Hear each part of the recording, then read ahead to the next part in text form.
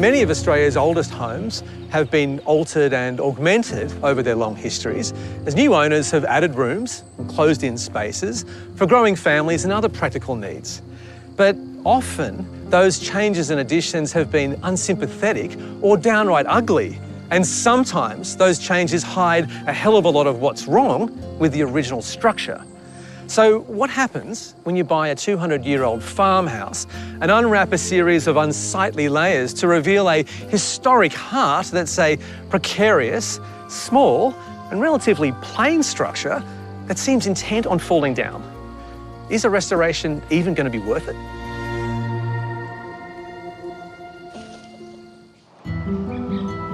I'm Anthony Burke, a professor of architecture, Brilliant. passionate about buildings of the past This is incredibly impressive. and what they can tell us about better ways to live in the future. This is very confronting. It's a ruin. It is. Join me as I travel the country, meeting homeowners embarking on the challenge of a lifetime. Restoring homes from the 1800s to the swinging 60s. Looking to balance our rich cultural heritage with life in modern Australia.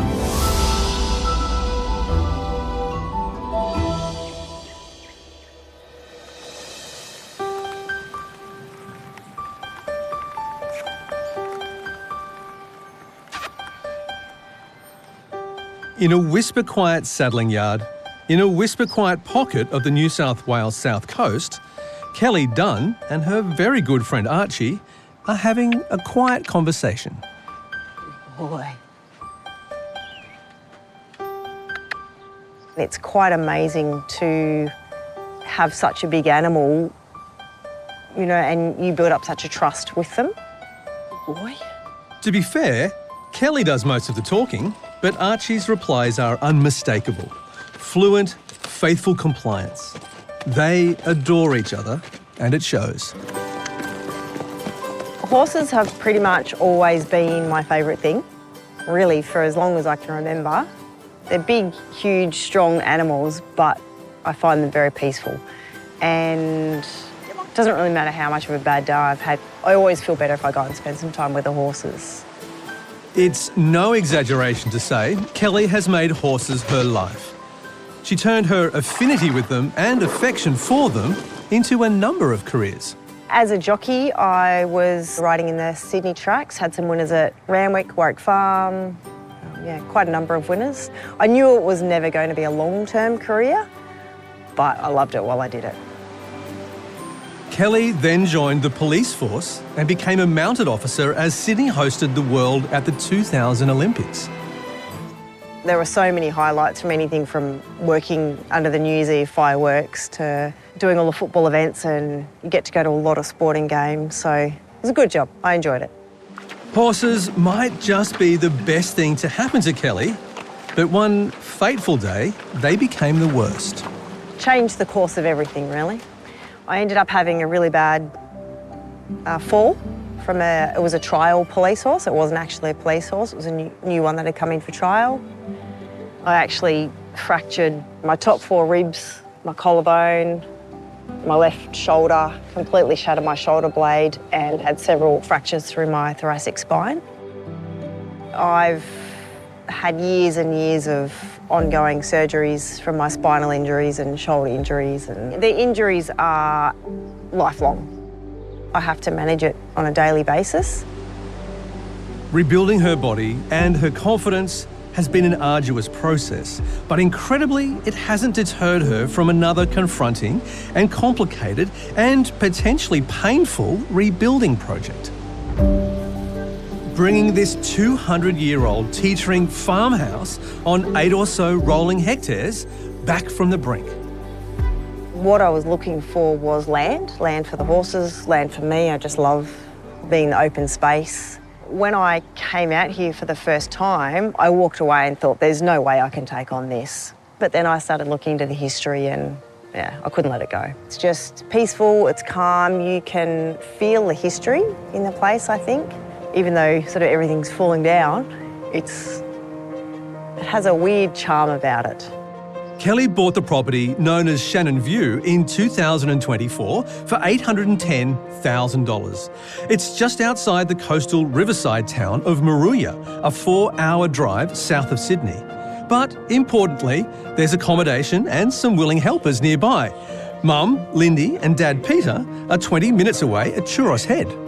I think it's a very clear hierarchical relationship. Yeah, she's the boss. She's at the top, she's the boss, and we'll do what we're told. I can't keep up with either one of them. They're fit, they go at it, they get things done, so I think it'll be great having them on board to help things. She'll need all the help she can muster. Kelly wants to be hands-on with this restoration, but her injuries will define what she can and can't do. I'm normally at work by around about 8 o'clock. Plus, she works full-time as a primary school teacher and she's studying to complete her master's in psychology. Often by the time I'm home, it might be sort of 6:30, have a shower, have some dinner, and then get into it. And I really need like as many hours as I can just sitting and knuckle down until I just literally can't keep my eyes open and get a bit of sleep and get up and go again the next day. So finding enough time for this daunting project is going to be a challenge. And Shannon's View's going to need loads of time and love and attention. It was built by the first European settler in the Moruya area. It stood for 2 centuries, but now it's barely standing. It's pretty decrepit. I love the house, but it's pretty disgusting in the state that it is. Some of the ceilings are peeling off. It has huge cracks. You can't walk anywhere without being very careful of where you're putting your feet. I don't even know what's under the carpet. So it's pretty bad. It's pretty modest. Certainly no grand country pile. But this homestead is a beloved landmark here, and the local community will be watching Kelly's efforts very closely. I feel like as much as I've done in my life, taking on the project of Shannon View is probably going to be the biggest thing I've ever tried to do.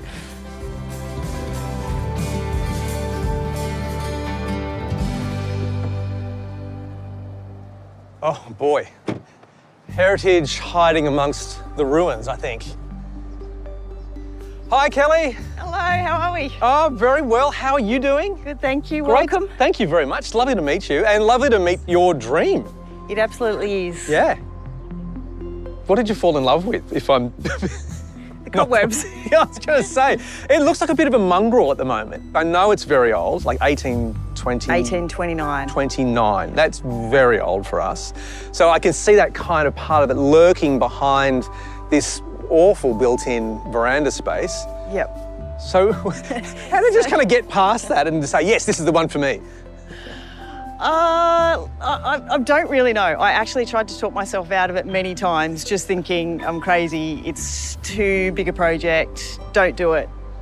And then I kept on coming back. You just kept coming back. So here I am. I don't know, I love it. I want to keep it, I want to save it. So I'm going to try and retain as much of the original as I can. The whole core will stay. The outside will come off and then it will be rebuilt. Mm-hmm. Pretty much the same footprint. So it'll be a mission, it'll be hard, but yeah, that's the goal. Okay.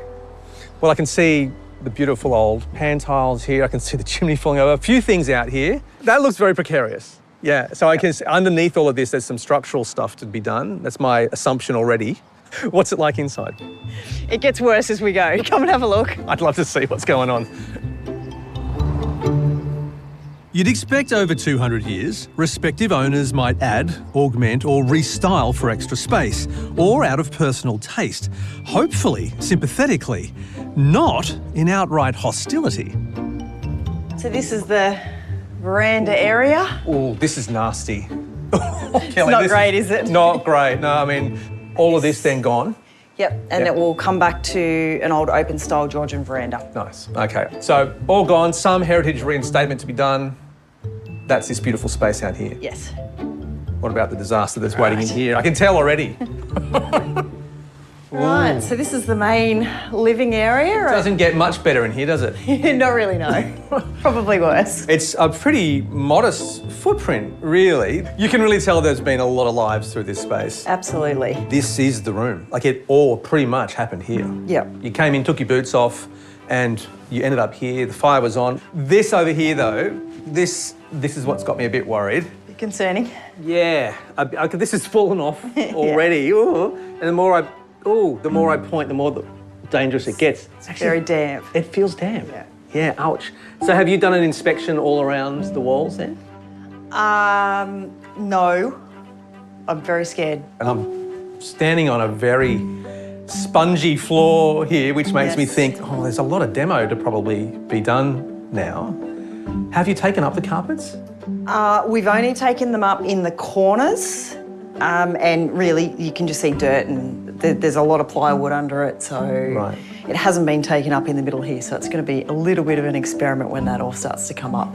Can I ask the question another way? Do you know what you're in for? No. Do you have a sense? It's a little scary. It's a little scary. I get it. I mean, It's a pocket-sized space, but it holds a multitude of dramas. And speaking of scary... These are the steepest stairs I think I've probably ever seen in my life. Look at that. And the most dangerous, I'd suggest. Yeah, right. Absolutely. Yeah, like it's a 2-to-1 the riser to the going. It's more of a ladder than a staircase. And here's another challenge for Kelly.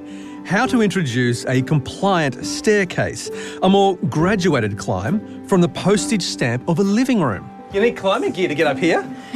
And hold on. Hold on. Yeah, good advice. Up to the second floor of the original house. So because the ceilings are so low here, they can't be classified as bedrooms. So it'll be sort of storage attic spaces up here. Okay. Yeah. Yeah, so like, I mean, it's usable, isn't it? But it's just not to code. That's right. One of the things I do really like is the view from out here. Yeah, the view's beautiful. It's part of what I fell in love with, I think. Absolutely. Looking out, it's breathtaking. Looking within, it's nerve-wracking. Rising damp, crumbling bricks, spongy floors, an unlivable room above a cramped one, and a bunch of scary, ugly additions. So where to begin? Well, the add-ons get subtracted for a start, leaving that central, very simple, original 1820s stack. Kelly's solving her spongy floor issue with concrete, which, she's told, will also help stabilise the structure. Once crumbling bricks are replaced and rising damp conquered. A new, compliant staircase will fit once a little of the upstairs floor is sacrificed for safer ascent. The attic storage area will get fresh paint and a new floor. Then it's Kelly creature comfort time. Into the former footprint goes a bedroom with walk-in robe and ensuite bathroom. There's a mudroom. The original bathroom and entry will get a workover. A new kitchen goes in behind a repurposed living dining room. Then another bedroom with a little bathroom wedged in for good measure. Out the front, a wide and welcoming open veranda. And on top, a sparkling new galvanised roof.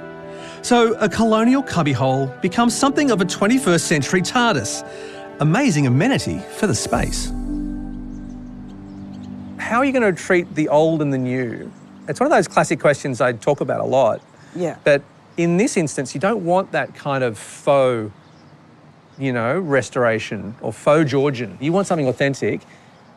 Which I feel like it's going to be really hard to get that balance, but hopefully with keeping as much of the original timbers, as much of the original doors, hopefully I'll be able to reuse some of those wooden windows, bringing the front veranda, opening it back up to what it used to be. There'll be as much of the old stuff in there as I can possibly use. Yeah, okay. So I know that you bought the property for $810,000. Yep. How much are you going to spend on this? 500,000's the goal. $500,000? Yep. $500,000, but we're not quite sure what the project really is yet. Good luck. Don't make me nervous. Good luck. You're kind of taking a bit of a, well, we'll see. I do have a lot of ideas, but I don't want to make any final decisions until the house is gutted, because I feel like if I make all the decisions now, there's going to be too many compromises, whereas if I just hold off, do one step at a time, might be a bit of an easier process. Okay. So not exactly knowing what you're going to be doing. Yeah. How long is it going to take you? Look, I'll go with 12 months. That would be an ultimate goal. If it's not saved now, it will be on the ground within 6 months. Yeah. I mean... I feel that. It is literally falling apart as we speak. Yeah. You've got to act. Yeah. Yeah. If it's not done now, we'll literally be lost. Yeah, you've got to move. Kelly, it's a beautiful project. Actually, it's not a beautiful project. It's going to be a beautiful project. I'm sure you're going to save it. I just hope it matches up to that vision that's in your head of the thing you fell in love with. Look, definitely going to try. Hopefully I can do it some justice. Yeah. Yeah. Fingers crossed.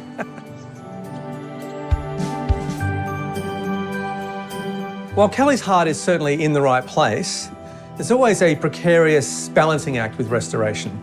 Take too much away and replace with shiny new materials and you lose the heritage charm that attracted you to the building in the first place.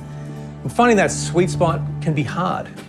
In this case, the ugly additions have fortunately protected the almost 200-year-old Georgian-era core, but getting the new elements of the restoration balanced with the old will be critical for the design and building team. Blending recycled materials with new takes real skill, but also a commitment to the original feel of the property. Otherwise, you could just end up with another shiny, Georgian-themed mass production. And I don't think anybody, especially Kelly, wants that.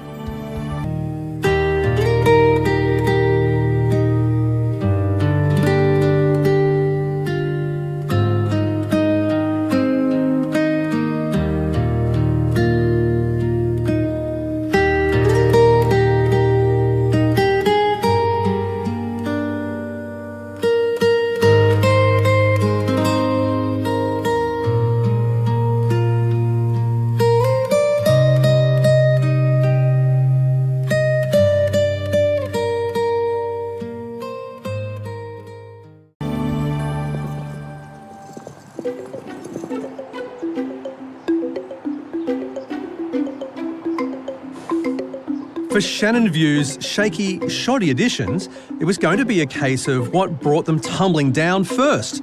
The very imminent, very pressing weight of time and the elements. Or a team of deft deconstructors who'll take special care to peel away these ugly extensions and ensure the original core is upright at the end.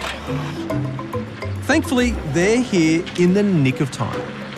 Gravity plays a part in keeping things together. So there's a lot of beams resting on beams, and so you just got to be careful that something doesn't come down and go the wrong direction, I guess. For head deconstructive surgeon Mark, it's softly, steady as she goes. Basically, you've got to suck it and see, really. And you never know how they're constructed, so we'll just play it by ear and just take our time and, yeah, just be very careful. With all of Kelly's work and study obligations, it's impossible for her to be on site for each and every critical phase of this project. We're the much-loved unpaid farm labourers. That's when Dad Peter steps in. It's being able to be here and Kelly go to work and she's not worried that things are going to get out of control because she's explained exactly what she wants done today, for example. Anything comes up, I can have those conversations, quick text, end of story.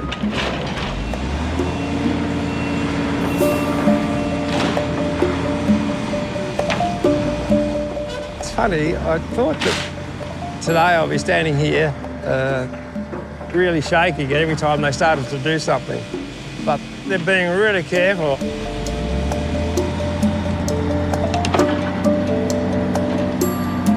The original building is built on stout and substantial granite footings. Still, the team proceeds cautiously, using the heavy equipment like a scalpel. Peter's ex-military, very senior. He's seen plenty of well-drilled, well-oiled operations, so praise from him is praise indeed. Certainly, it's going better than I expected. When you get big machinery around 200-year-old stuff, you never know what's going to happen. Mark's doing a phenomenally delicate job here with that machinery. I'm really impressed with that. So he's taking all the care he can, but so far, so good.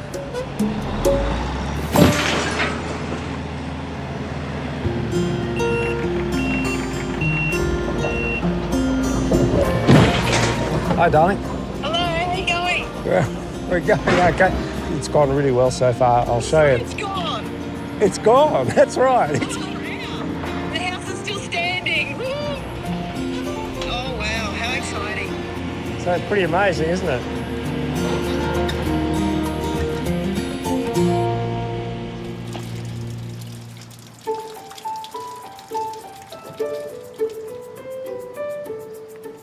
Looks amazing, Dean.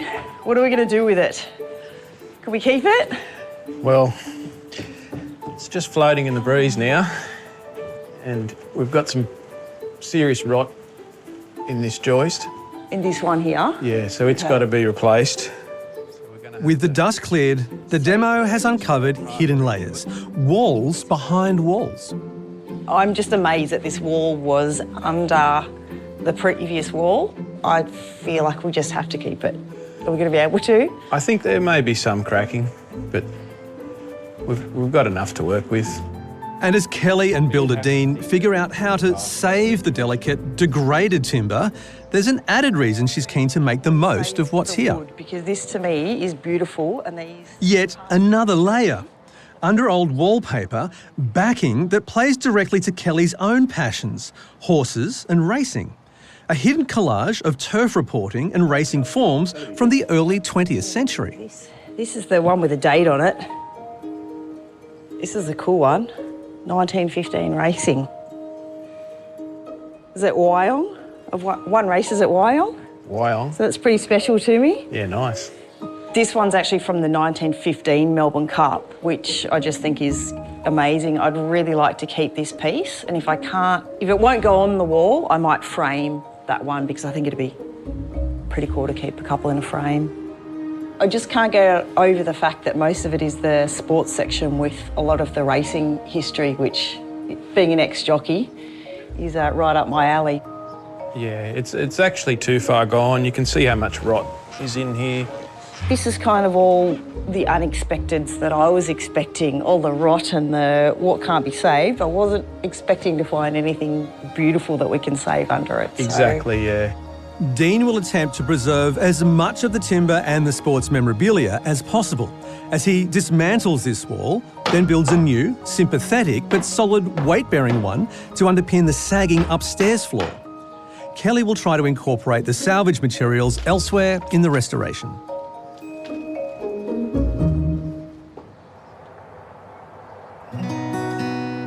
Two months on, it's winter. The icy grass is crunching underfoot.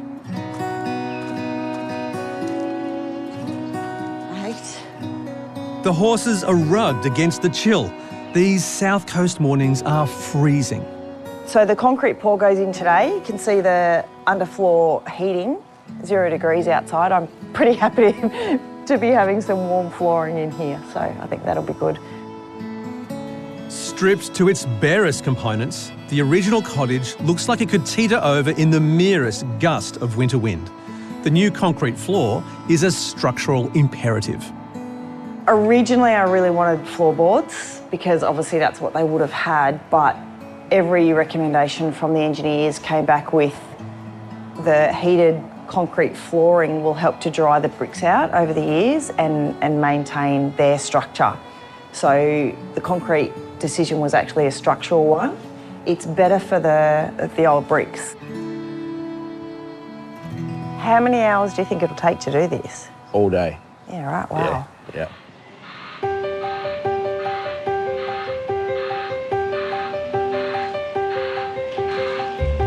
Peter and Kelly's mum Lindy are here for what is a key event in this rescue. I'm going to leave this one to the experts.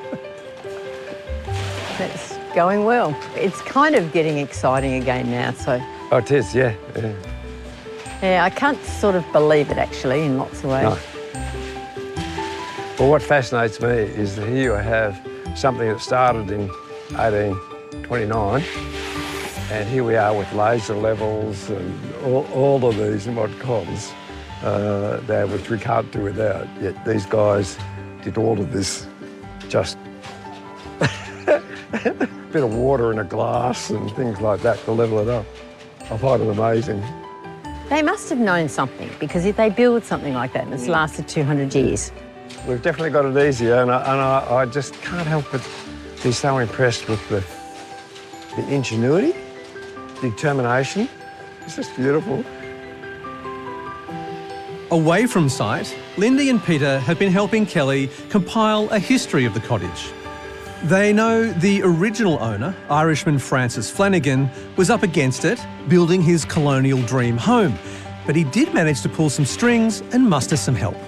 He had nine convicts assigned to him, so he had physical help. Yeah, he had labour. But, I mean, here he was. If I had 9 convicts, I'd do a lot of things. Oh, you've only got one. So there you go. When do I get my ticket of leave? It's been 53 years. What was the sentence? Life, yeah, never to be released.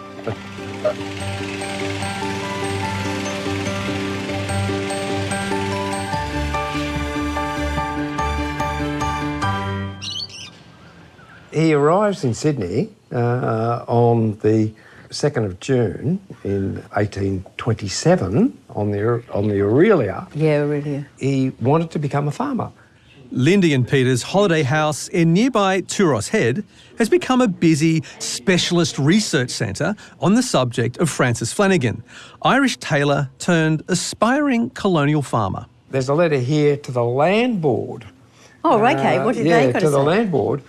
He's trying to go through the system, but he gets knocked back. He's obviously very literate. The powers that be persistently refused Flanagan's request for a land grant. There you go, got it here. A reoccurring theme in his appeals was the unfair treatment of Irish settlers. Frustrated by a hostile bureaucracy, Flanagan went straight to the top. In a barrage of letters, he implored then Governor Ralph Darling to grant him a parcel of farmable land. There is a classic comment in here on a note from the Secretary to Governor Darling, who says that the Governor is of the opinion that Francis Flanagan is a, quote, pain in the arse, unquote. Who would have ever thought that they used that expression? Then. Well, he was persistent. Yeah, absolutely persistent. And of course, after several exchanges, he actually gets his land grant. He's not going to be mucked around by the bureaucracy. Well done. Yeah, well done, Francis. But it came at a cost. Flanagan's ailing wife and mother of his 2 children died in the long wait for a grant. And there was a caveat. If Flanagan wanted land, it had to be beyond what was described as the limits of settlement. Basically, uncharted territory. He actually had to go down south to look for this land and to actually choose it, because he was told he had to go to the furthest part of the land, the settlement really, and that was the Moruya River, north of the Moruya River. Well, he thought, right, I'll go that far. At least I guess he would be thinking it's rich and fertile because he was on the coast, and it actually was a relatively good year apparently that year. It's a classic example of someone who really sticks to their guns. It seems to me, with his perseverance, his determination, his downright bloody-mindedness, that it's quite appropriate that Kelly should buy the house. Yes, I mean, it all fits, doesn't it? Personality. It fits perfectly. Where would she get that from? Where would she get that from? Can't imagine. Must have been you. Kelly's discovered a contemporary connection to Francis Flanagan. Well, initially he started with 1,200 acres. Matthew Keating's a local historian whose great-great-grandfather worked at Shannon View as Flanagan quickly grew his holding. And built the house where it is on the hill. Then he added another 1,200, a bit over 1,200 acres to that. So by the end of the 1830s, he was farming 2,500 acres, which would be a big farm now. He had 800 cows, 200 pigs, and 12 horses. And, you know, you can imagine to feed 800 cows, you would have to clear a lot of pasture. To feed 200 pigs, you couldn't feed them on table scraps. So you would have been growing corn and barley and products like that. You know, you would have been working the land with draft horses, which meant that they had to be fed. A lot of land, yep. So it would have been a really significant enterprise.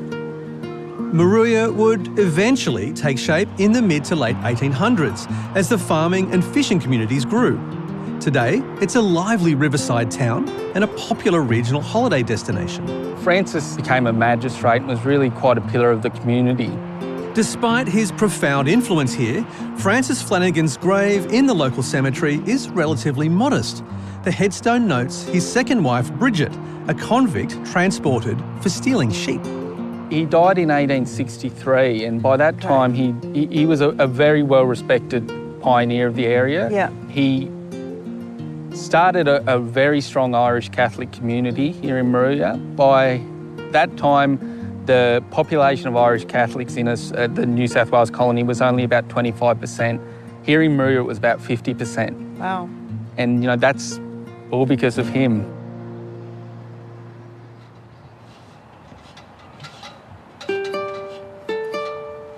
They're here, let's do it. All these years on, Francis Flanagan's simple little building is getting a new iron roof. I have been worried the whole time about, yes, replacing the old beautiful rusty roof.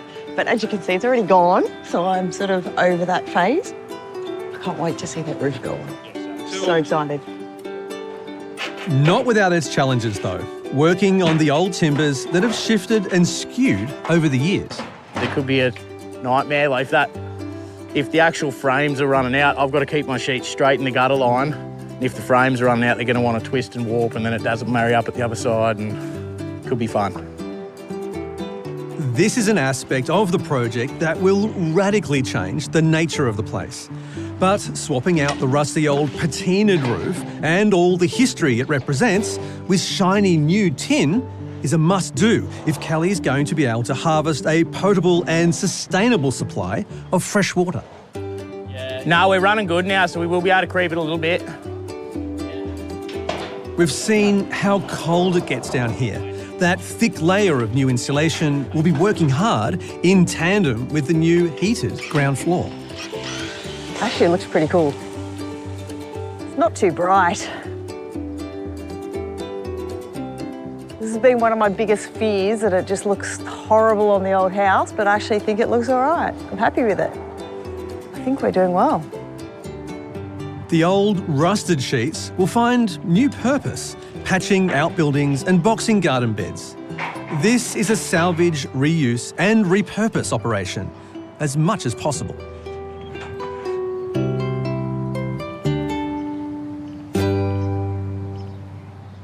You want to see some of the characters still, don't you? Yeah, definitely. Like all that. Like, bit of scratches and stuff. Yeah, well, I mean, they're so old. Like, Yeah, like got to have history. you get it. It's an effort to retain and reharness the original building's DNA.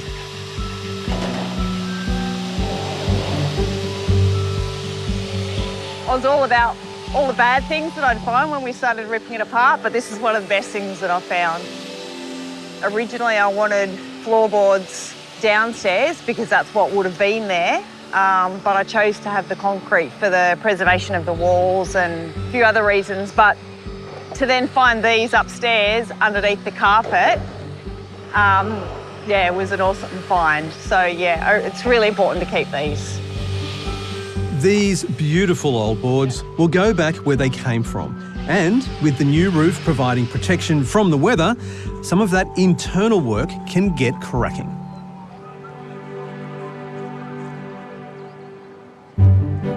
Four months in, spring is in the air, so the perfect time to spring a visit. Hey, Kelly. But it turns out the surprises are all mine.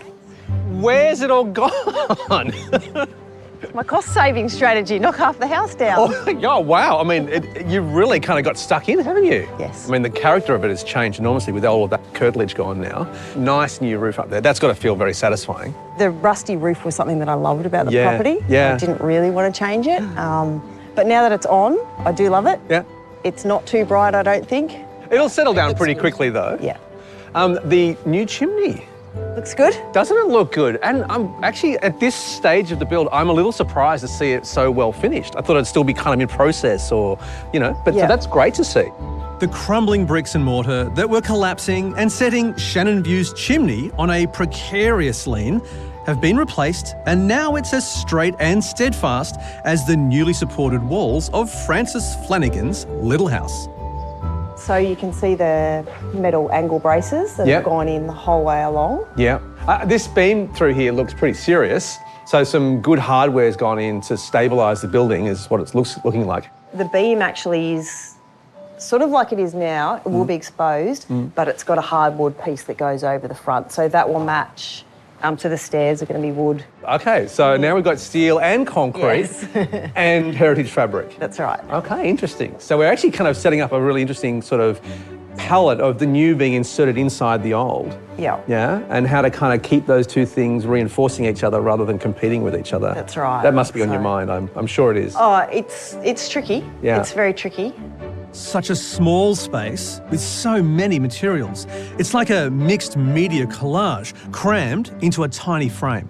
It's going to be interesting to see how, or even if, Kelly can make it all work. Do you like the stairs? I like the stairs. Especially when that new, slightly larger staircase she's planning further crams the space. This is fantastic up here, isn't it? Like, it's so much more space now that you've kind of cleaned it out and given it some more elbow room.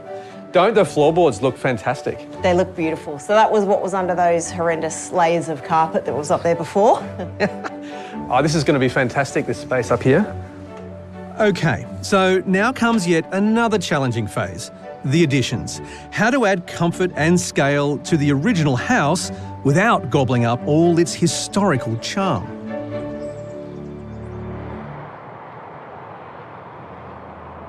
In Moruya, a key member of the crack Shannon View research unit has uncovered a blockbuster story. These huge granite blocks. It places the town and the community, made possible in no small part by Francis Flanagan, at the heart of one of Australia's greatest engineering feats, the Sydney Harbour Bridge. Moruya certainly had a massive amount of granite. They'd already been quarrying for probably 100 years before. But when they were planning the building of the Harbour Bridge, the engineer and the British contractors called on the Moruya quarry to do so. The quarries of Moruya, 170 miles away, were specially opened and equipped to supply stone for the approaches and the 20,000 cubic yards of granite required for the piers and the pylons. A big, purpose-built village was established a few kilometres from Moruya to house the 250 or so stonemasons and their families involved in the giant quarrying exercise. It was called Granite Town. The neighbouring quarry was dedicated to one task, providing perfectly sized, beautifully prepared blocks for the bridge. The workers actually came from everywhere, 23 different nationalities, but predominantly Scots and Italians. And their precision was absolutely incredible. They cleaved out these giant pieces of stone and then honed them into exact size, and each and every one of them had to be numbered, and off they went to Sydney on their own ships. It was a huge bridge-by-numbers construction effort, as each block found its designated spot on one of the bridge's imposing pylons. Blocks of stone were dressed and effaced before shipment to Sydney, all ready to slip into their positions in the great structure. It was an enthralling spectacle for the Depression-era crowds in Sydney, as this monumental structure inched across the harbour from south and north. It certainly played a crucial role in Moruya's history. And to think that that sort of granite's the same granite that's on the footings of Kelly's house, I think it's phenomenal. I guess I'll never look at the Harbour Bridge again without thinking about it. The giant pylons built from the quarries from here. And the house, of course, is very small compared to the Harbour Bridge, but it's a huge undertaking by Kelly. And certainly an important and interesting project, historical project for Moruya.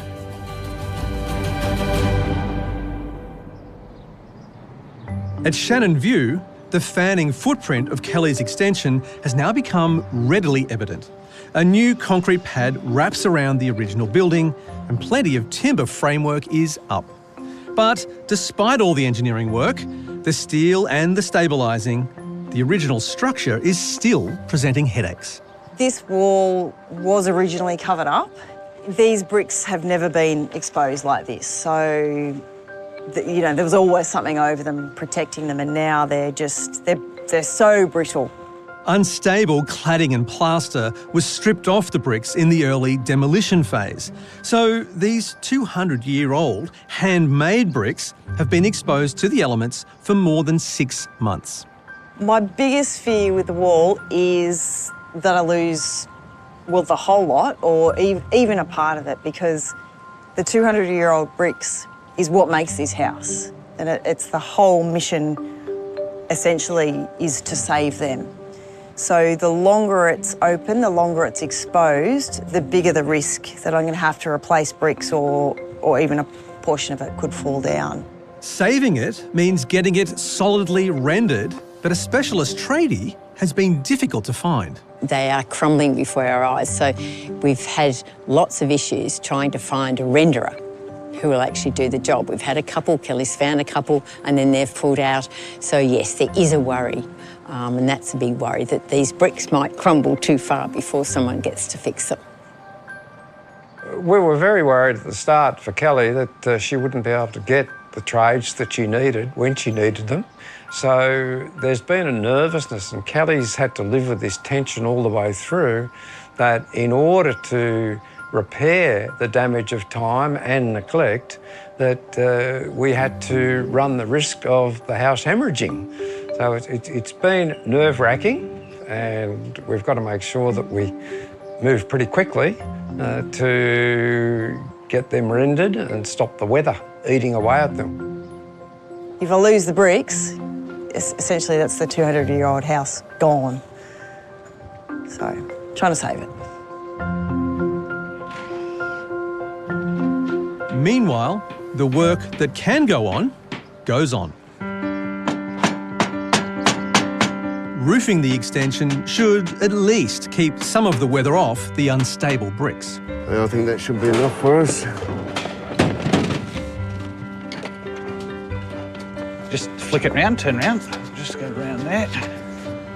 And there are other challenges to distract Kelly, like will the new, larger staircase actually fit? I'm very nervous right now. We're good to go up the tread. And we are on, yep. It's longer and wider than the original, and it's slotting into a very confined space. Spot on. Well, let's leave it there. As you'd expect, the squares and angles of the new timber staircase are machined to precision. Problem is, the space it's going into is not. You can push that outside back. It's a fair bit out of square, So isn't you it? can see how out of square it is. That's what you get from an old heritage house. That wall. And the building, that side and that side are not the same length either, so it's like this. It was probably eyed back in the day, done with eye. Yeah, they're all drunk. Someone got a walkie eye. Just disappears. That was after half a carton of beer. Builder Dean has come to know the crooked foibles of Francis Flanagan's house very well. He's learned to think laterally and, of course, vertically and horizontally to get this restoration to work. The whole stairs. We're thinking of releasing all these, Sam. Yep. And releasing the bugles and just kicking that wall over to skew the whole thing over. Yeah, that could work a bit.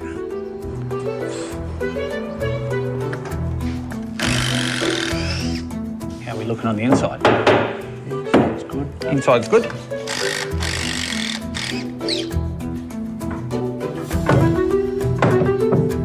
Because we've got, what, 10 mil in the corner, we go that way, there's another 10 in. What are we looking at there, Darren? That seemed like it moved heaps. I wouldn't go any further. So we've moved it over about 30 mil to the wall, but the wall's still not straight, so it's causing some issues, but I think they're going to have to be afterwards solutions. So we'll get the stairs in, get them locked in place, and we'll go from there. It's the best we can do.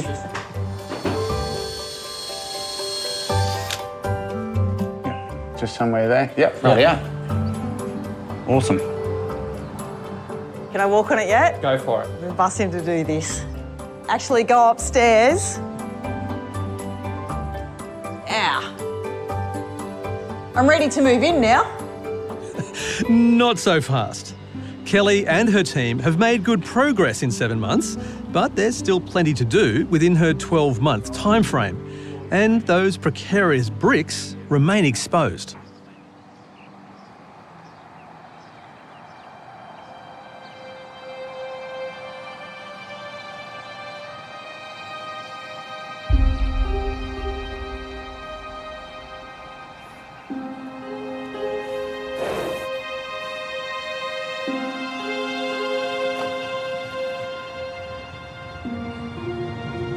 It's striking country, but it must have felt like another planet when Francis Flanagan came here, forged his way through the bush, staked out his holding and built his basic, boxy, 2-storey farmhouse. It was built to last, but I bet he'd be surprised that it stood for so long, and he'd be astounded that all these years later, someone's wandered along and said, I love this little place, I'm going to save it and give it a whole new life. I bet he'd be chuffed. But now that the restoration is finished, I wonder if Kelly is.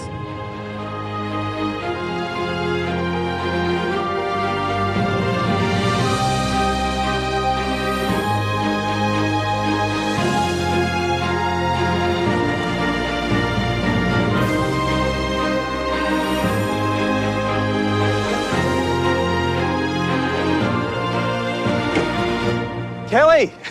Hi Anthony, how you going? You must feel like a guardian angel having sort of resurrected this thing from the ashes. It's come back from nowhere, hasn't How it? good does it look? I mean, I can't believe this is a 200-year-old building. Yep, fingers crossed, it's going to stand for another 200 years now, after all this effort. I'm pretty happy with it. Yeah. I'm very proud of how it's come up. You know, I think what you've got here is a beautiful sort of farmhouse country picture. Yeah. It speaks to its age in a very lovely kind of way. I do really like the fact that the front facade there, now you've opened up the veranda, it feels appropriate. Yeah, look, that was my vision for it. Definitely feel like it's home. Always sort of felt at home on the property. So now to have the house finished, yes, definitely feels like I'm home and starting to enjoy living here. I can start to relax a little bit now. The repurposing and recycling effort at Shannon View begins at the front door and Francis Flanagan's centuries-old original. Looks great. Yeah, but unfortunately it wasn't structurally sound enough to retain as the actual door. Yeah. So, yeah, the decision was made to turn it into the screen door so I could You got to keep it though? Yeah. That's the main thing. Because we never used this door, we used that door. No, this was actually permanently closed. It never actually opened, I think, because the house was so crooked. I'm not really sure. But I mean, I love this veranda space. I think you're going to get heaps of use out of this. Definitely. And, you know, sunrise, sunset, cup of coffee, gin and tonic. You're going to be out here a lot. Yeah, definitely. Let's go inside. Sure. All right, welcome to the new lounge room. Oh, wow. A complete resurrection, wouldn't you say? Resurrection probably is a good word for it. The colonial dirt floor in this pocket-sized space got a 20th century layer of plywood and carpet and is now a 21st century pad of polished, heated concrete. I mean, normally I would not advocate for concrete in an old building like this one, but I think here you've solved so many issues that need to be solved through that one move. And it does look really good. It actually gives you a kind of a nice, clean slate, if you like, to let all the other texture come forward. And it's level. God forbid. The bricks are phenomenal. It kind of happened because the renderer left a little bit for the brickie to do, and then when the brickie had finished, I'm like, just leave it like that. I'm like, what do you mean? I'm like, that looks awesome. That wall has been specially treated with it's a brick glue. Yep. That seals them all together, so. Are they now stable? Yes, and the mantle's from the old stables. I can see over here too, you've got the old wallpaper, is it, that you've put in a frame? Yeah, I originally wanted to sort of have some of the wallpaper back on the wall, but it was just too old, too fragile. That paper's got 1915 and 1912 on it, so took a little bit of tricky work to get it together. Yeah. And that's particularly important for you too because of the horses, right? That's right, because most of it was all the racing section. There's a few old articles which are gold. Yeah, very on brand. That's right, it's perfect. That's destiny speaking to us, through the walls, quite literally. Again, the original doors are on show, but in all their raw glory, hanging from their hand-forged hinges and leather washers. They're new washers. I had to hand cut them, measured from the 200-year-old washers, which like were just so paper thin. Was that one of those insane moments where you're like, what am I doing? I mean, I'm literally cutting a leather washer. Yeah, and I actually didn't think it'd work until we rehung the doors, and it was like, wow. Yeah, it works. Actually, yeah, beautiful. All that wriggling, persuading, nudging and pleading finally paid off with the spanking new, more climber-friendly staircase. You fixed this, the renderer managed to kind of fix that gap that was there? Yeah, he did a great job working on that. Oh, this feels almost comfortable. Safe. A little bit different than the last set. Yeah, a little bit. This is a huge transformation up here, isn't it? Yeah, looks amazing. Kelly's worked wonders with the old cluttered attic space of Flanagan's original cottage. Because you had like a closet over there, you had like one sort of funky room over here, another one over there. It was all kind of mixed up, wasn't it? Funky room, I like that. Yeah, well, it's been opened up with the walls coming down to a mid-wall. Yep. It's a generous room, actually, for the kind of house that you've got here. It feels nice and elbowy. This is such a beautiful timber floor. The original boards being kind of polished and brought back up. It's such a great colour. Yeah, and there's actually so many colours in them. I think it's part of what makes it look so good. Yeah, I love this. I mean, everything in here is starting to feel like it's plumb level, more or less. Relatively. Relatively. I suppose you don't want to kind of get it too plumb and too level because that takes all the character out of the place. I don't think it was ever going to be too plumb because it was governed by the big brick walls and the rendering. None of that's straight. Yeah. So. You got to keep the spirit of the house, yeah? That's right. Yeah.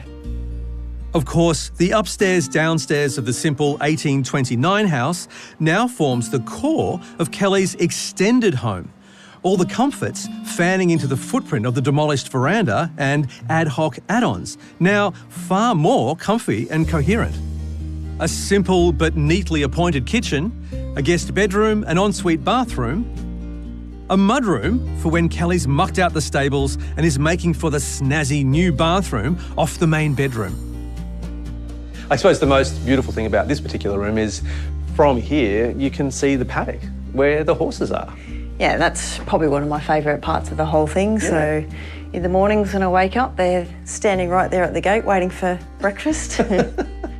It's a delightful array of new spaces that acknowledge the cornerstone structure, celebrating the original brick walls and segueing across original timbers. Kelly's respected and protected the authenticity of Shannon View, but she's made it her own. You've been through some pretty physically challenging periods in your life. I mean, does it ever occur to you that it was just a mad thing to do, to go into a building project while you were actually in that physical state? Like, it's a very brave thing to do. I think anyone that knows me knows that I take on mad things. Yeah. All too many at once. I was still going through rehabilitation and now, fingers crossed, I'm through all of the surgeries that I need. I'm held together with a lot of screws and bolts, but I feel like I've got a few things in common with the house.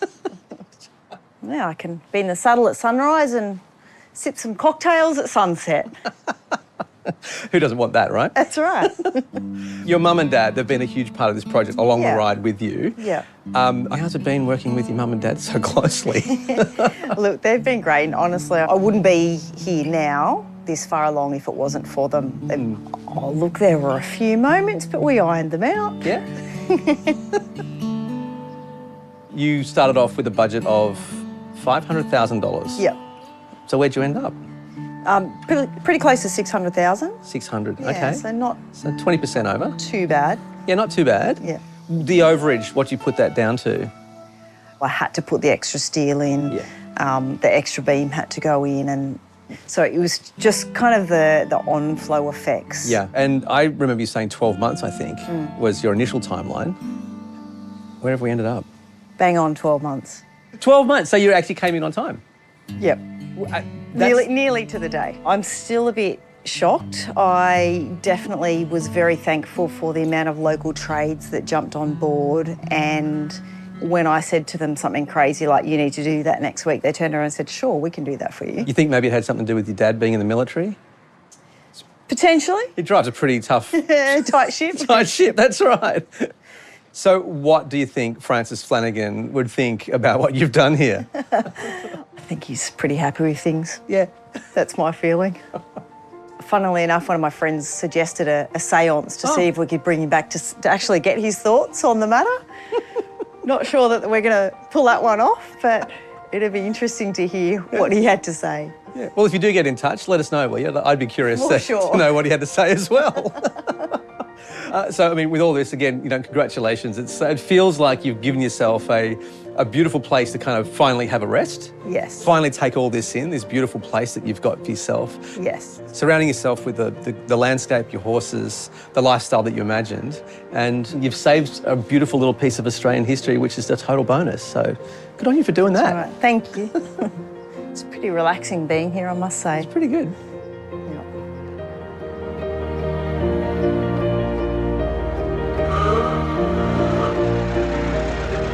Here comes Noel's car.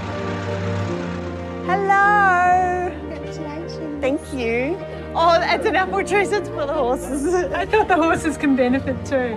Are they the original bricks? Or Yep. not? Yeah. 200 years old. Yes. Convict bricks. Yes.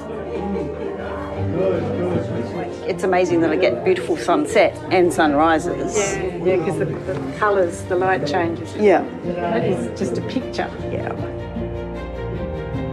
To everyone that's here tonight, I'd like to say a big thank you. It has been amazing to have so much support within the community. And to Mum and Dad, a very big thank you for all the help, because I couldn't have done it without you guys. So a big cheers to the house. Cheers to you.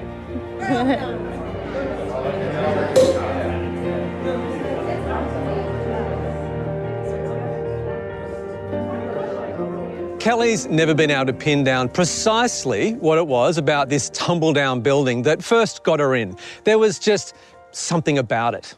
That intuition is inexplicable, but can also be powerful and goes a long way, perhaps, to explaining her beautiful relationship with her horses, but also her deep conviction that this place should never crumble into oblivion. Shannon View needed a champion, and it found one in Kelly.